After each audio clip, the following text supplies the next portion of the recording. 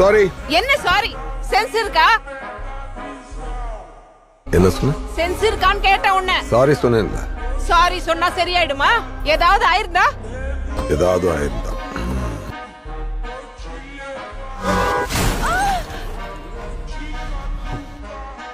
Aunty, sense இருக்கு.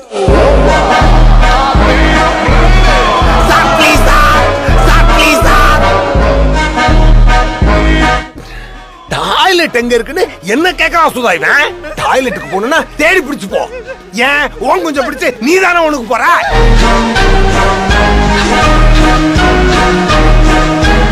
என்னைக்கு சொல்லு.